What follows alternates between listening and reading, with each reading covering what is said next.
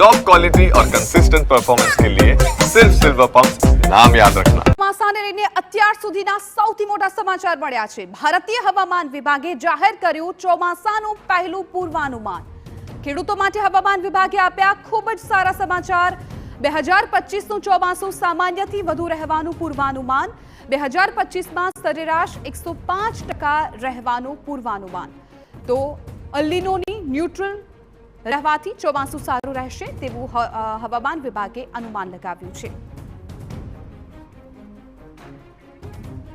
તો 2025ના ચોમાસાને લઈને હવામાન વિભાગે અનુમાન કર્યું છે આ વર્ષે ચોમાસું સારું રહેશે। ખાસ તો અલ્લીનોનું ન્યુટ્રલ રહેવાથી ચોમાસું સારું રહેશે તે પ્રકારની આગાહી હવામાન વિભાગે કરી છે। 2025ના ચોમાસાને લઈને સૌ કોઈને ચિંતા હતી કેમ કે જે પ્રકારે પાછલા વર્ષોમાં માવઠું રહ્યું છે, કમોસમી વરસાદ રહ્યો છે, વધારે પડતો વરસાદ, અતિવૃષ્ટિ રહી છે તેને લઈને ખેડૂતોમાં ભારે ચિંતા હતી। ત્યારે હવે 2025નું ચોમાસું કેવું રહેશે તેને લઈને ખેડૂતો ખૂબ આતુર હતા।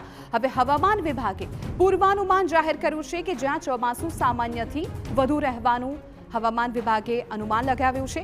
2025માં સરેરાશ 105% રહેવાનું પૂર્વાનુમાન હવામાન વિભાગ દ્વારા લગાવવામાં આવ્યું છે। અલ્લીનો ન્યુટ્રલ રહેવાથી આ વખતે ચોમાસું છે એ સારું રહી શકે છે।